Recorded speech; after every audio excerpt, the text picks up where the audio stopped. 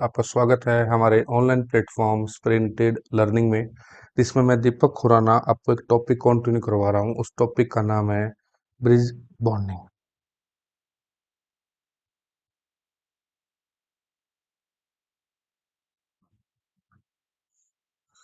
बेटा जी, उम्मीद करता हूँ सभी को लेक्चर्स पसंद आ रहे होंगे। अच्छा रिस्पॉन्स आप कर रहे हैं लेक्चर्स में। इससे पहले जो मैंने सीरीज करवाई थी आपको, वो है बैक बॉन्डिंग। बेटा जी, बैक बॉन्डिंग के बाद ही कंसेप्ट शुरू होता है ब्रिज बॉन्डिंग का। लेकिन मैं थोड़ा सा रिव्यू दूंगा पिछले कंसेप्ट का। इसको अगर हो सकता है कि कुछ बच्चे हमसे आज के लेक्चर से जुड़े हों, हो सकता है कि कुछ बच्चों ने वो कंसेप्ट पढ़ा हो, अब ना ध्यान हो। तो मैं थोड़ा सा रिव्यू लेता हूँ 5 मिनट का ही, कि क्या किया था हमने बैक बॉन्डिंग के अंदर, क्योंकि बैक बॉन्डिंग की नेक्स्ट सीरीज ही ब्रिज बॉन्डिंग है। तो वो कंसेप्ट थोड़ा सा रिवाइज होना एक बार जरूरी है। मैंने आपको बताया था कि हमारे पास क्या होता है, पी ब्लॉक के अंदर इलेक्ट्रॉन डेफिशिएंट कंपाउंड्स होते हैं। बाकी मैं एक बात आप सब स्टूडेंट्स को कहना चाहूंगा, जिन्होंने किया हुआ है तो उन्हें तो 5 मिनट में जो करवा रहा हूँ उसमें रिवाइज हो जाएगा, समझ में आ जाएगा मैं क्या कहना चाह रहा हूँ। लेकिन जो बच्चे आज के टॉपिक से ही हमसे जुड़े हैं, एक बार उनसे रिक्वेस्ट है कि बैक बॉन्डिंग के जो लेक्चर्स हैं वो जरूर देखें आप। उसके बाद जो समझ बनेगी ना आपकी ब्रिज बॉन्डिंग की, वो ज्यादा बेटर बनेगी इस 2-4 मिनट की रिवीजन से। बाकी आप समझदार हैं, अच्छा ही समझेंगे आप जो समझा रहा हूँ। देखो, इलेक्ट्रॉन डेफिशिएंट कंपाउंड्स जो होते हैं, जिनके अंदर लेस देन 8 इलेक्ट्रॉन्स होते थे, जिनकी ऑक्टेट कंप्लीट नहीं होती थी, तो उसमें मैंने आपको बताया था, वो अपनी यानी कि जिनके अंदर लेस देन 8 इलेक्ट्रॉन्स हैं, तो वो अपनी डेफिशिएंसी को कम करने के लिए रिएक्ट करते हैं। वो रिएक्शन दिखाते हैं अपनी डेफिशिएंसी को कम करने के लिए। ये बात समझाई थी।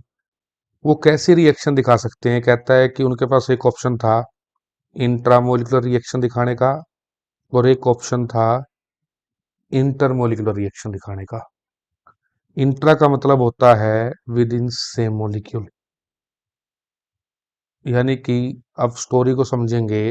जो इलेक्ट्रॉन डेफिशिएंट कंपाउंड्स थे, वो अपनी डेफिशिएंसी को कम करने के लिए रिएक्ट करते हैं, कंबाइन करते हैं। और जो उनकी रिएक्शंस हैं वो दो तरह की होती हैं, या तो वो इंट्रामोलिकुलर रिएक्शंस होंगी या इंटरमोलिकुलर रिएक्शंस होंगी। इंट्रामोलिकुलर रिएक्शन का मतलब है सेम ही मोलिक्यूल में रिएक्ट करना, पहले झगड़े को घर में ही खत्म करने की कोशिश करना। वो कंसेप्ट आता था बैक बॉन्डिंग के अंदर, यानी कि हम डेफिशिएंसी को पहले घर में ही खत्म करेंगे, घर में ही इसका इलाज करेंगे। अगर बैक बॉन्डिंग ना मिली, कंडीशंस फुलफिल नहीं हुई, बैक बॉन्डिंग होती ही नहीं है, फिर हम बाहर देखेंगे कि बाहर वाला कैसे हमारे झगड़े को खत्म कर सकता है।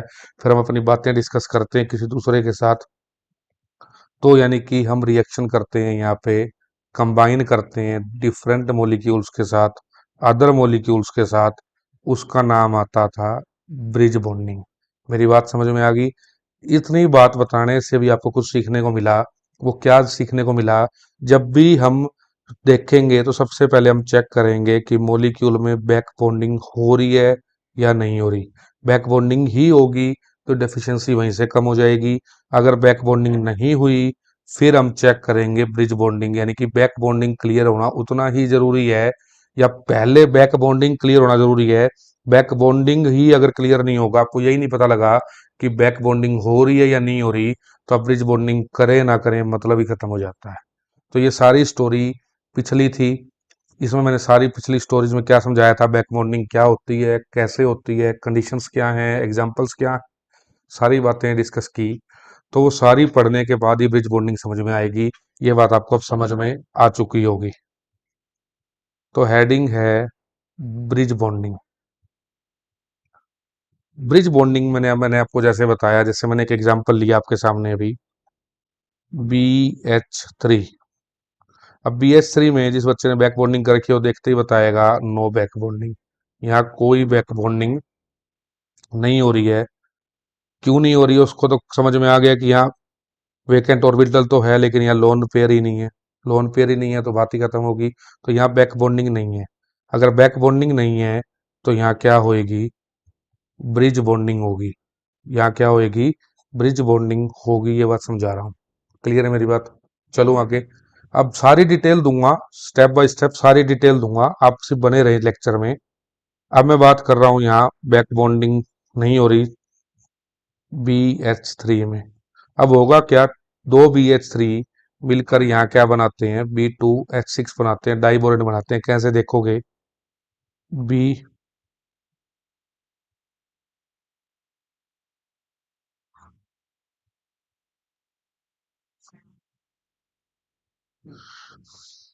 यहाँ क्या होता है, इसका एक ऑर्बिटल खाली पड़ा है, यहाँ इसका एक ऑर्बिटल खाली पड़ा है। अब इसके अंदर क्या होता है, इसकी जो इलेक्ट्रॉन डेंसिटी है, यहाँ की जो इलेक्ट्रॉन डेंसिटी है वो इसको अपनी ओर खींचती है। सेम एयर यहाँ इलेक्ट्रॉन डेंसिटी में क्या होता है, आपस में ओवरलैपिंग होती है इस खाली ऑर्बिटल के साथ। फिर आगे क्या बनता है, ये एक ऐसा स्ट्रक्चर बनाने की कोशिश करते हैं। ये एक ऐसा स्ट्रक्चर बनता है यहाँ पे, ये जो ये वाला एच है ना, इस खाली ऑर्बिटल के साथ इलेक्ट्रॉन डेंसिटी को ओवरलैप करवाता है, पार्शली यहाँ पे ओवरलैपिंग होती है। इसको अंदर में थोड़ा सा और बेटर वे में, इतनी बात समझ में आ गई, मैं इसको थोड़ा सा और बेटर वे में डिफाइन करूँ आपको। ये ओवरलैपिंग जो आपके सामने हुई,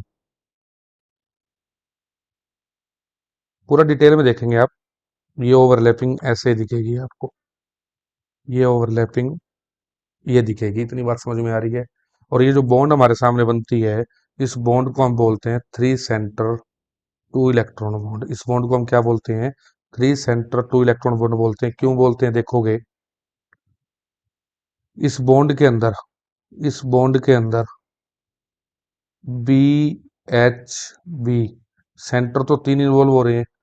मैं इसको दोबारा अलग पेज पे बनाता हूँ, अलग स्लाइड पे बनाता हूँ, देखोगे आप, देखो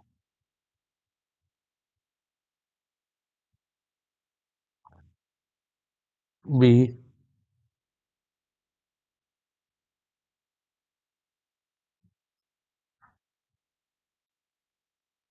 देखो इस बॉन्ड के अंदर ना, जो मैंने अब ये बॉन्ड को जो शेप दे दी, इसको के बारे में बताऊंगा मैं। अब इसमें क्या हो रहा है, BH, तीन सेंटर हैं, एक, दो और तीन, एक, दो और तीन, यहाँ थ्री सेंटर हैं।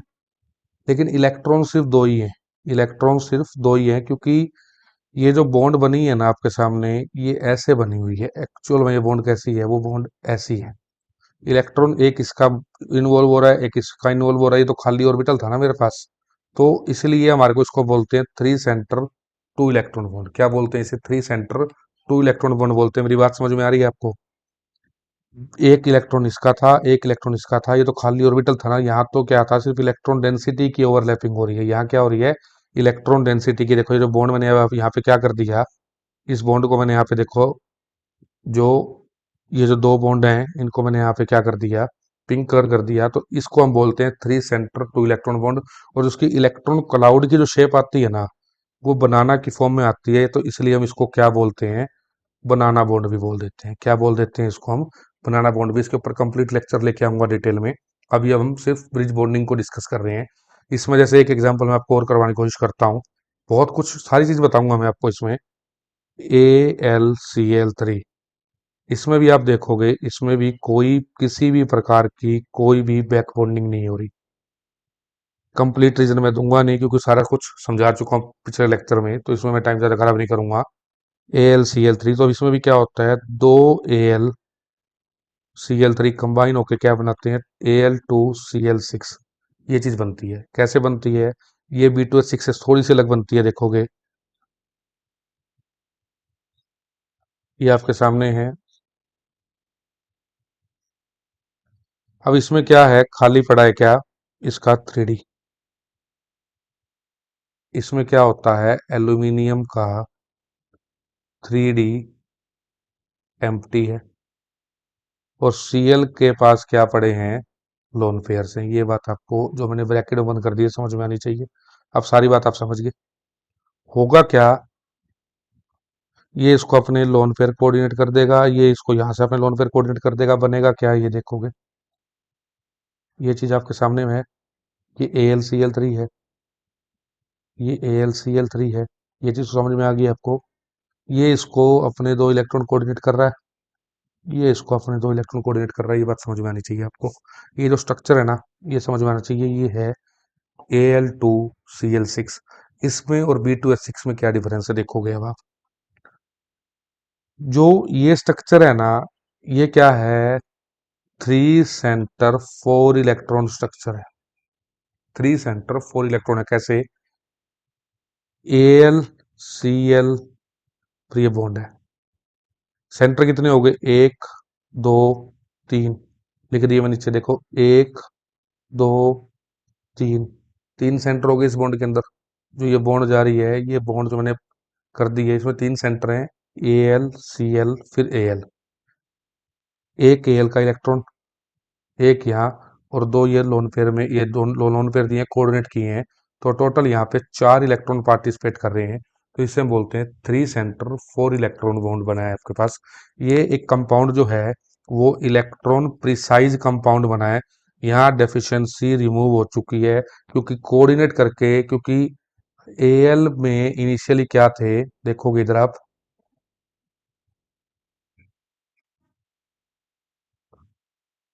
एल के अंदर 6 इलेक्ट्रॉन्स थे, 2 इसने इसको कोऑर्डिनेट कर दिए, तो इसके अपने डेफिशिएंसी जो है वो कंप्लीटली रिमूव हो चुकी है। तो ये 3 सेंटर 4 इलेक्ट्रॉन बॉन्ड है, इलेक्ट्रॉन प्रिसाइज कंपाउंड बना है, ये आपके पास है ब्रिज बॉन्डिंग। अब मैं थोड़ी डिटेल और देता हूँ ब्रिज बॉन्डिंग की आपको। सबसे पहले आप हेडिंग लिखेंगे, conditions for bridge bonding. Conditions for bridge bonding. पहली कंडीशन तो सभी को समझ में आ गई, पहली कंडीशन तो है no back bonding. Back bonding होनी ही नहीं चाहिए, बैक बॉन्डिंग ही नहीं होगी तो ब्रिज बॉन्डिंग का ऑप्शन आएगा।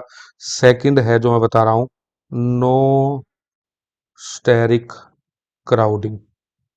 अब ये वर्ड आपके लिए नया है, नो स्टेरिक क्राउडिंग। इसका क्या मतलब है देखोगे, ये कहता है कि मैंने मान लो BH3 लिया था, 2 BH3 लिए, तो इससे आपके सामने क्या बन गया, B2H6 बन गया। 2 BH3 लिए तो B2H6 बन गया, इसमें तो कोई दिक्कत नहीं है किसी को। लेकिन मैं यहाँ कहता है H की जगह ना, ये कहता है अगर आप H की जगह CH3 ले लेते हो तो, यानी कि मैं क्या ले लूं, BCH3 का होल थ्राइस। BH3 की जगह मैंने CH3 ले लिया, तो क्या ये B2CH3 का होल 6 बनेगा? बिल्कुल भी नहीं बनेगा। क्यों नहीं बनेगा? क्योंकि CH3 क्या है, अपने आप में एक बड़ा ग्रुप है। CH3 एक बड़ा ग्रुप है और बोरोन बहुत छोटा है, तो इसको हैंडल ही नहीं कर पाएगा। यहाँ रिपल्शंस क्रिएट होंगी, तो ये चीज हो ही नहीं पाएगी। अब आप कहोगे हमें कैसे पता लगेगा? बैक बॉन्डिंग तो कंसेप्चुअल मैंने आपको समझा दिया कि बैक बॉन्डिंग हो रही है या नहीं हो रही, उसको आप कंसेप्चुअली देख सकते हो। अब आप कहोगे स्टेरिक क्राउडिंग हो रही है नहीं हो रही, हमें कैसे पता लगेगा? उसी के लिए मैं आपको कुछ एग्जांपल्स करवाता हूँ, उसके बाद मैं एक आधा पॉइंट आपको बताऊंगा, आपको समझ में आ जाएगा कि हाँ, ऐसे पता लगेगा कि स्टेरिक क्राउडिंग हो रही है या नहीं हो रही। तो आप इस चीज को देखोगे। सबसे पहले मैं आपको यहाँ पे कुछ क्वेश्चंस करवा रहा हूँ, देखोगे सबसे पहले आपको क्वेश्चंस को। ये टेबल आपने बनानी है, BH3, BF3, BCl3, BI3, BCH3, CH3। सबसे पहले तो आप चेक करोगे यहाँ पे बैक बॉन्डिंग हो रही है नहीं हो रही, पहली कंडीशन। फिर आपने चेक करना है स्टेरिक क्राउडिंग। फिर आपने चेक करना है रिज बॉन्डिंग। ये आपके सामने है। ये एक आपने टेबल पहले बनानी है, एक और टेबल में बनवाऊंगा। काफी कंसेप्ट्स आपके जो हैं इससे क्लियर हो जाएंगे। ठीक है, आपके सामने है। सबसे पहले आप देखोगे, क्या BH3 में बैक बॉन्डिंग है? नहीं है। स्टेरिक क्राउडिंग है? मैंने आपको बताया नहीं है, क्योंकि H बहुत छोटा है, कहीं भी एडजस्ट हो जाएगा। नहीं है। तो ब्रिज बॉन्डिंग होगी। क्लियर है मेरी बात? कोई भी देख के बता देगा। BF3 बैक बॉन्डिंग होती है? होती है। जब बैक बॉन्डिंग ही हो रही है ब्रिज के ऊपर, तो बात ही खत्म कर दो। क्लियर है मेरी बात? BF3 जब बैक बॉन्डिंग ही होगी, तो ब्रिज बॉन्डिंग को तो छोड़ ही दो आप। BCl3 बिल्कुल बैक बॉन्डिंग हो रही है। जब बैक बॉन्डिंग हो रही है, ब्रिज ब्रिज बॉन्डिंग का तो कॉन्सेप्ट ही खत्म कर दो। स्टेरिक क्राउडिंग करो, देखने का मतलब ही नहीं, जब बात ही खत्म होगी यहीं पे। एक काम करो अभी आप इसके अंदर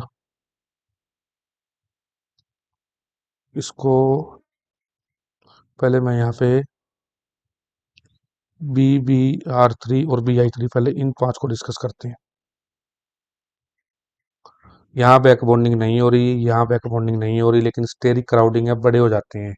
BR और I काफी नीचे पीरियड्स में आपके पास हैं, ठीक है, तो यहाँ स्टेरिक क्राउडिंग होती है, जिसके कारण ब्रिज बॉन्डिंग नहीं होती। तो अब आपने एक चीज नोट करी, मैंने क्यों क्वेश्चन को थोड़ा सा चेंज किया है, आपने एक चीज नोट करी, ये हेलाइड्स हैं चारों, जहाँ पे मैंने अंडरलाइन कर दी है, मार्क कर दी है, इसके अंदर नीचे आप एक नोट लिखोगे, इसके नीचे आप नोट लिखोगे कि जो बोरोन हलाइड्स होते हैं ना, ये चीज आपको वैसे भी याद रहनी चाहिए, जो बोरोन हलाइड्स होते हैं कभी भी, या कोई भी बोरोन हलाइड जो आपके पास है, ब्रिज बॉन्डिंग दिखाता ही नहीं है, ब्रिज बॉन्डिंग शो नहीं करता है। ये तो आपको वैसे ही याद होना चाहिए, आपका जो ऑप्शन आएगा, कभी भी ब्रिज बॉन्डिंग के लिए बोरोन का हैलाइड दे दिया जाए, कभी भी ब्रिज बॉन्डिंग नहीं दिखाएंगे, क्यों, दो में तो बैक बॉन्डिंग ही हो गई, और दो में आपके पास स्टेरिक क्राउडिंग होगी, चार हैलाइड बनते हैं FCl, Br और I, उनमें उसमें ब्रिज बॉन्डिंग कभी होगी ही नहीं। ये तो था बोरोन के बारे में। चलते हैं जी आगे, एक नोट तो समझा दिया मैंने आपको।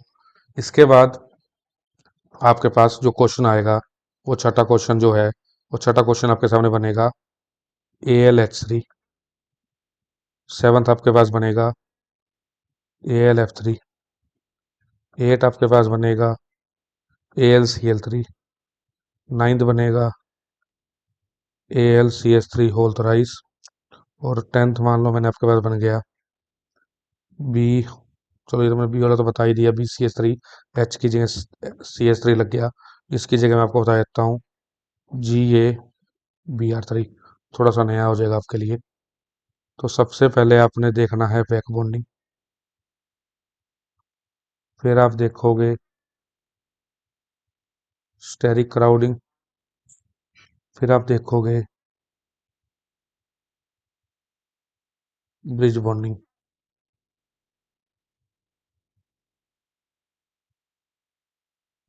ये टेबल भी आपने ड्रॉ करनी है, इसमें एक नोट लिखवाऊंगा, नोट के बाद आपको सारी बातें समझ में आ जाएगी। काफी आसान कंसेप्ट है, उम्मीद करता हूँ सभी को समझ में आ रहा होगा, ठीक है। AlH3 बैक बॉन्डिंग नहीं होगा, ये तो समझा ही चुका हूँ बात। जब स्टेरिक क्राउडिंग बिल्कुल ही नहीं है, एल्यूमिनियम है, जब BH3 में स्टेरिक क्राउडिंग नहीं था, तो Al तो उससे बड़ा साइज होगा, कोई दिक्कत ही नहीं है, बनाएगा ब्रिज बॉन्डिंग, बिल्कुल बनाएगा, कोई दिक्कत नहीं है। यहाँ बैक बॉन्डिंग भी नहीं है, यहाँ स्टेरिक क्राउडिंग भी नहीं है, और यहाँ पे ब्रिज बॉन्डिंग भी नहीं है। इसका आंसर मैं बैक बॉन्डिंग में दे चुका हूँ, फिर भी चल दे देते हैं। बेटा जी AlF3 क्या है, अपने आप में एक आयनिक कंपाउंड होता है, बात आयनिक की आ गई तो कहाँ से कोऑर्डिनेट करवा रहे हो, कहाँ से क्या करवा रहे हो, छोड़ दो इस बात को, ये ध्यान रखना है। AlCl3 कोई बैक बॉन्डिंग नहीं है, ये आपको अभी समझाया, ब्रिज बॉन्डिंग हो जाएगी। कोई बैक बॉन्डिंग नहीं है, कोई बैक बॉन्डिंग नहीं है, कोई स्टेरिक क्राउडिंग नहीं है, ब्रिज बॉन्डिंग हो रही है। अब आप कहोगे अच्छा जी, आपने फटा टिक मार्क कर दिया, क्यों कर दिया, उसके लिए नोट लिखोगे।